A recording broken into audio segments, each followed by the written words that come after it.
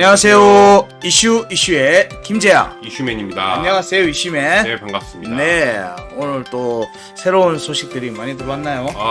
제일 이제 많은 분들이 관심 가지고 계실 만한 네네. 홍콩 ETF 그 거래가 개시가 되었다는 소식과 함께 예. 네, 이더리움과 그리고 뭐 몇 가지 알트코인에 관한 소식들을 들고 왔습니다. 네. 좋습니다. 네. 오늘 내용들 좀 많이 압축해서 전달해 주십니까? 예, 그럼요. 저는 압축해서 전달해 드리고 싶은데 네. 이사님께서 또 많은 정보를 드리려고 이게 노력하시니까 제가 중간에 좀 커트를 시킬 필요가 좀 있을 수도 있을 것 같아요. 좋습니다. 네. 누가 커트 당할지 한번 봅시다. 알겠습니다. 홍콩에 이제 그 현물 ETF 거래가 개시가 되었습니다. 네네. 근데 이제 저희가 좀 체크해야 될 사항들이 몇 가지가 있는 게 뭐냐면은 네. 비트코인은 비트코인인 뭐 ETF는 당연히 그런 것도 있지만 이더리움 현물 ETF 승인이 그러니까 거래가 되었다는 점을 좀 주목해 볼 만합니다. 근데 그렇죠. 이제 그 이전에 그 홍콩 증권거래소 뭐 임원들이랑 한 인터뷰 같은 게 있었는데 본인들은 이제 첫날 거래량이 이제 미국을 좀 넘어설 것이다 이렇게 예측은 하고 있었는데 네네. 지금까지 본 거래량에 봐서는 그럴 확률은 좀 낮아 보이긴 합니다. 네. 네, 그래서 이제 뭐 그냥 게시가 됐다 이런 쪽에서 좀 의의를 두면 될 것 같고요. 예. 문제는 이제 이더리움 같은 경우에는 미국이 지금 뭐 현재 ETF 심사 중에 있잖아요. 네네. 근데 이제 증권이든 증권이 아니든 그쪽에서 판단 나눈 건 자기들은 상관없이 우리들은 이제 증권이 아니고 ETF 현물을 이제 계획대로 출시하게 됐다. 네. 예, 이렇게 표현한 점이 좀 주목할 점 같습니다. 네. 네. 그리고 이제 가장 좋은 소식은 이제 중국 본토에 자본이 들어온다는 점을 좀 주목을 해야 되는데 네. 지금 현재로서는 그 중국 본토의 자본들은 지금 참여가 불가능하고요. 중국을 제외한 이제 다른 뭐 홍콩에 이제 거주하지 않는 사람들도 KYC가 이제 신원 인증이 완료되면은 이 펀드에 지금 참여를 할 수 있습니다. 이 부분 좀 긍정적으로 보이긴 하네요. 네. 오늘 좀 기대하면서 보긴 했는데 아직까지 뭐 딱히 유의미한 뭐 그런 차트 뭐 기술적인 그런 반응은 나오지는 않고 있어요. 네, 아직 네. 뭐 큰 거래량을 동반한 부분들이 예상치보다는 아직은 좀 약하다. 네네. 네, 약한 측면들이 있고, 그다음에 요게 이제 지갑 대 지갑으로 전송도 되더라고요. 그렇죠. 그 부분도 그러니까 많이 좀 이사님께서 강조를 해주셨잖아요. 현물 정산이 가능하다는 점이 현금이 아니고 이런 점이 이제 좀 거래 비용이나 아니면은 거래 과정에서 그리고 좀 전에 말씀하신 지갑과 지갑의 이동이 간편하다는 점에서 네. 같은 조건이라면 저는 그 홍콩 쪽을 ETF를 선택할 것 같긴 합니다. 그래서 예. 지금 비트코인 현물 ETF는 이제 미국의 이제 유수 기관들 그리고 대규모 금융 기관들에서도 포트폴리오에 첨부하는 형태가 네네. 진행이 되고 있는 모습인데, 네. 일단 이더는 그게 안 되는 상황이었는데, 통로 막혀 있었죠. 예, 예. 우회하는 상품으로서의 역할을 할 개연성이 좀 있어 보인다. 네, 그리고 맞습니다. 네. SEC 측과 컨센시스나 뭐 여러 가지 좀 얘기들이 있었는데, 그 부분을 제가 다음 뉴스로. 이게 뭐 그런 부분들하고 연결되면은 그 현물 ETF에서는 홍콩 쪽에서는 이제 이더 쪽의 현물 ETF가 조금 더 아마 조금 앞서갔다고 볼 수 예, 있죠. 예. 지금으로 봤을 때는. 네, 좀 네. 주목을 받을 수 있겠다는 생각이 좀 들긴 맞습니다. 합니다. 네, 독자적인 길을 가겠다고 이제 선언 비슷하게 한 게 눈길을 끌고 있는 것 같습니다. 네. 그래서 솔직히 그 비트코인 같은 경우에는 미국 기관들의 자본을 따라 붙지는 힘들 거라고 어느 정도 예상은 하셨잖아요. 그렇죠. 그렇지만은 어쨌든 아시아 쪽의 길이 또 다른 길이 열렸다는 점과 거기에 플러스해서 이더리움 그 ETF 쪽도 그 길이 열렸다는 점은 계속 뭐 이게 뭐 하루 이틀 갈 상품이 아니기 때문에 계속적으로 주목을 하고 있으면 좋을 것 같습니다. 이러다 홍콩 쪽의 ETF에 알트코인 ETF 위주로 나올 개연성도 있겠다는 전혀 생각입니다. 부정하지도 않았고요. 그리고 네. 중국 본토 쪽도 그 임원 인터뷰에 따르면은 현재로서는 불가능하지만은 나중에 뭐 검토해볼 가치는 있다 이렇게. 네네. 왜냐하면은 이제 비트에 대한 그 니즈들은 이제 기관급들이 많지만 맞습니다. 사실은 개인들은 이제 알트코인 이제 ETF에 그렇죠. 대한 네네. 관심도가 좀 있는 부분들이고 네네. 뭐 이런 부분들이 아마 아시아 쪽에 니즈하고 좀 이렇게 맞아지지 않겠다는 생각이 오늘 나오는 움직임을 보면서 좀 드는 생각이긴 합니다. 그렇다면 좀 친중국적인, 그리고 친중국 쪽이 아니더라도, 뭐 예를 들면은 뭐 해시키 거래소랑 뭐 협약을 맺는 그런, 코인들이라던가 그런 걸 좀 체크를 해볼 필요성이 있는 것 같아요. 뭐 그렇긴 하지만 이건 네. 아직까지는 이제 사실 먼 미래니까. 예, 네네. 내내 망상에 가까울 수도 그렇죠. 네. 있으니까 근데 전혀 불가능한 예, 일은 아닌 것 같아요. 지금, 네네. 너무 홍콩 쪽은, 그 증권거래위원회 쪽에서 막 이렇게 본격적으로 이제 푸시를 하고 있기 때문에, 네네. 네, 허무맹랑한 그런 건 아닌 것 같습니다. 네, 가고 요거 하면서 제일 눈여겨 볼 만한 내용 중에 하나가 네, 이게 미국하고 이제 홍콩하고 또 하나의 네네. 차이가 이제 여기에서 발생돼 있는 상품들로 이제 이루어지는 이제 대출, 예, 네네. 담보대출에 대한 부분들이 네, 어 이제 홍콩 쪽에서는 암호화폐의 담보대출을 허용하는 형태, 약간 디파이도 포함할 수 있는 형태의 얘기가 나온다면은 미국 쪽에서는 일단 그게 불가하다는 식으로 기사가 나왔던 게 기억이 나네요. 그 네, 지난주에 그런 부분들도 있어서 이게 다 연결되는 흐름들이지 않겠나 하는 생각은 듭니다. 네, 좋습니다. 네, 홍콩 ETF 쪽은 이렇게 정리를 하고요. 네. 두 번째 소식으로 가겠습니다. 이더리움 쪽에, 그러니까는 그 공동 창립자죠. 그 컨센시스를 설립한 음. 조셉 루빈이라는 창업자가 있습니다. 네. 네, 이 컨센시스는 이제 많은 분들이 아시는 음. 메타마스크를 비롯해서 이제 이더리움 개발자 어떤 그런 집단이라고 할 수 있는데, 네. SEC 쪽으로부터 이제 경고 비슷한 걸 받았어요. 음.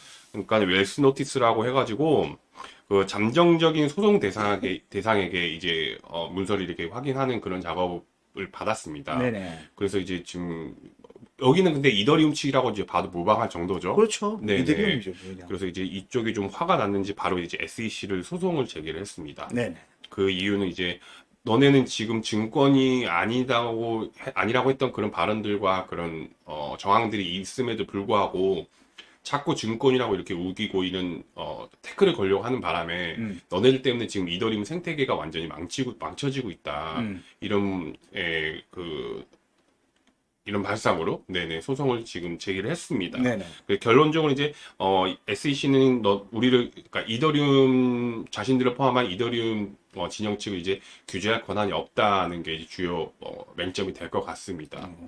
이 내용들에 대한 이제 코인데스크 측에서 나온 기사들을 보니까 네네 이전에 코인베이스와 SEC 측 간에 이제 법적 공방들하고는 네네 이게 스탠스가 완전히 다른 느낌을 그렇습니까? 받았어요. 네네 이게 이전에 코인베이스와 SEC 간의 이제 법적 공방에서 네네 부분들은 SEC 측이 이제 코인베이스를 쪼는 그렇죠. 느낌으로써 네네 규제 기구안으로서 쪼는 웬만해서는 다 SEC 예, 측이 좀 그런 권한을 갖고 있으니까요. 그런 부분들이었다. 왜냐면 또 조직이 회사의 조직을 갖추고 있어가지고 네네 근데 이게 컨센시스 같은 경우는 오픈 소스 네트워크를 지향을 하고 있고 그리고 이제 글로벌하거든요. 네네 개발자 집단들이 소속이 아닌 개발자들도 있고 그렇죠. 예, 이런 부분들에서 예, 컨센시스가 SEC 측에 소송을 제기한 거는 이제 웰스 노티스를 받은 부분들도 있겠지만은 네 좀 전략적으로 네네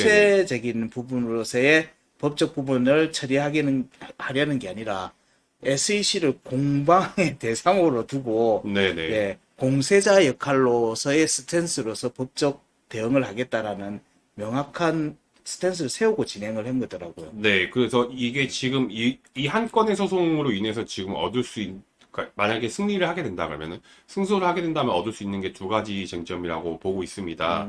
첫 번째가 이제 메타마스크에 대한 SEC의 그 소송에 대한 반박이라는 점과, 그리고 이제 이더리움이 증권이 아니라는 법적 판결을 받기 위한 점도 있다고 하네요. 그렇죠. 이게 네네. 암호화폐 생태계에 지대한 영향을 주는 두 가지 케이스인데, 네네. 예, 일단 우선적으로는 이더리움에 대한 증권 여부는 다른 코인들의 증권 여부하고도 굉장히 많은 밀접한 예, 관계를 갖고 관계가 있죠. 있을 네네. 거고, 하나는 또 비즈니스 모델에 대한 부분인데, 네. 지갑을 공략을 했잖아요. 네네. 지갑을 브로커로서의 관계로 이렇게 설정을 한 부분들이 있는데, 이게 네네. 지금 이제 암호화폐 지갑 베이스로 이루어지는 여러 비즈니스 모델이 우리가 흔히 말하는 웹3, 웹3 지갑이 웹- 지금, 예. 웹3라는 개념의 디지털 아이디를 포함한 지갑의 형태들이 고 전개들이 암호화폐에 있어서는 굉장히 중요한 이제 한 비즈니스의 한 축이 될 건데 네네. 이 부분을 지금 흔들려고 하는 부분들이 SEC 측에서의 접근인데 이거를 지금 컨센서스가 예, 정면으로 이제, 예, 그렇죠. 반박을 한 그러면서 거죠. 예. 그 재판을 제기했던 네. 재판부도 네네. 예, 이제 일반 지역에 한정되어 있는 게 아니고 순회법원에다가 네네. 넣어버렸더라고요. 네. 미국만의 좀 특이한 측면이 있는데 그래서 이제 대법원 판결까지 아예 가려고 예, 아예 밀어붙이는 모습이더라고요. 네. 게리 겐슬러 쫓겨나도 나중에 나간다 하더라도 문제가 될 소지가 그 조직 내 문제가 될 여지는 분명히 있는 것 같아요. 어느 정도 좀 리스크가 있는 소송으로 보이기는 합니다. 예. 이게 좀 그래도 이제 그 단기간에 끝날 것 같지는 않지만 정면으로 이렇게 반박을 했다는 점이 좀 중요한 것 같고요.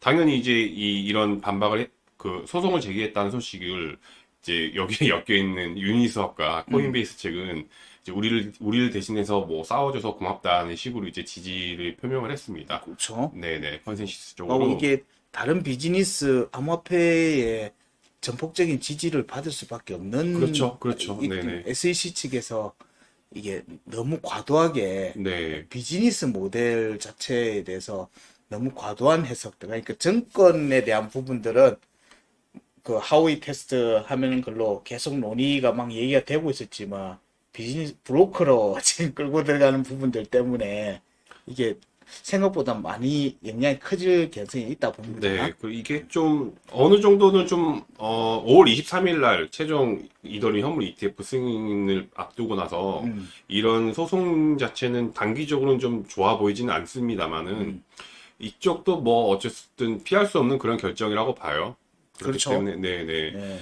반드시 넘어야 될 그런 부분이라고 보기 때문에 이제 결과가 또 어떻게 또 중간중간에 진행되는지 네, 제가 또 이거는 계속 뭐 체크를 해보도록 하겠습니다. 네. SEC 측이 쉽지 않은 싸움이라고 봐요. 네. 왜냐면 오픈 소스에 대한 정책이기 때문에 네네. 예, 이거를 지금 한 국가의 규제 기관이 자기들의 규칙으로 자기 관할권을 넣으려고 한다는 그 자체가 네. 이미 이제 자기들의 상식선에서는 이미 무너지는 영역으로 갈 수 있는 거라서 승소하기 쉽지 않을 거다. 그렇게 보고 계시는군요. 이게 평소처럼 이제 회사나 뭐 기업을 상대로 했으면 좀 수월할 수 자기네 있겠지만, 영역 안에서 예, 하는 거면 상관없는데 이미 알- 이거는 글로벌이거든. 알겠습니다. 어쨌든 중간중간에 이제 계속 소식이 나올 거가 분명하니까요. 네네. 네, 계속 팔로우를 해드리도록 하겠습니다. 네. 네, 그리고 마지막 소식입니다. 그 포브스가 암호화폐 중에 그 좀비 프로젝트가 있다고 이렇게 얘기를 하면서 20개 정도의 그 리스트를 공개를 했습니다. 네. 근데 이게 지금 그 공개된 리스트가 거의 다 우리가 알만한 그런 알트코인들이거든요. 네. 예를 들면 리플, 에이다, 비트코인, 뭐 골드, 스텔라 루멘 뭐 등등 이오스 등등 해가지고 20개 정도 코인인데 네. 이것 때문에 지금 커뮤니티에서도 좀 약간 좀 약간이 아니죠. 사실 반발이 좀 엄청나게 좀 거세게 일어나고 있습니다. 오. 이게 근데 어떤 기준이냐 하면은 여기 지금 화면에 잠깐 표로 나오긴 하는데 네. 이게 뭐 개발자 수나 아니면 뭐 예치의 규모 그리고 수수료 수입 등의 항목을 하나하나씩 조목조목 따져서 여기에 나오는 프로젝트들은 실제 사업의 성과는 전혀 없고 지금 투기적인 그런 성향만 강하다고 이런 식으로 대부분 평가를 했습니다. 네. 근데 여기서 좀 리플 같은 경우는 상당히 좀 억울할 것 같아요. 왜냐면은 지금 뭐 아무런 성과가 없는 것도 아니고 가장 중요한 게 지금 SEC 측과 소송 때문에 지금 못하고 그러니까 제대로 된 사업을 진행 못하고 있는 게 상당히 많거든요. 예를 들면 뭐 IPO 공개라든가 그리고 실제로 지금 스테이블 코인 사업도 하겠다고 이렇게 얘기를 한 상태에서 조금 리플 측도 좀 억울할 것 같고 스텔라 루멘 같은 경우에도 저희가 얼마 전에 다뤘지만 RWA 분야 측에서 지금 실제 사용되고 있잖아요. 그렇기 때문에 좀 몇 코인들은 좀 억울할 것 같긴 합니다. 근데 이제 포브스가 이렇게 밝혔다는 점에서 좀 주목을 받고 있는 것 같아요. 네. 저는 여기에서 보았던 요소가 네. 지금 당장 이제 좀비 리스트 이름도 희한하게 좀 지어놨는데 자극적으로 했죠. 예, 네네. 좀비면은 원래 죽어야 되는데 아, 살아서 움직이잖아. 그렇죠. 네. 예. 그러니까 죽은 줄 알았는데 살아 움직이는 게 좀비잖아요. 네. 물론 이제 우스갯소리지만 이게 이제 암호화폐를 보는 프로젝트를 보는 이제 체크리스트 혹은 이제 시야를 좀 이제 노출한 거다라는 관점으로 봐요. 저희가 이제 시황 방송이나 여러 가지 얘기를 할 때 프로젝트를 살필 때 네. 기본적인 관점에서 분석으로 살필 때 이제 저는 이제 이런 거 할 겁니다라가 아니라 네. 이제는 그거를 증명해야 되는 시기에 들어와 있고 그 증명이 금전적인 부분으로 이제 드러나야 되는 프로젝트들 네. 단계에 들어와 있다. 네네. 그래서 돈이 돼야 된다는 거예요. 돈이 안 되는 프로젝트는 그냥 애들 장난 프로젝트밖에 안 되는 게 되죠.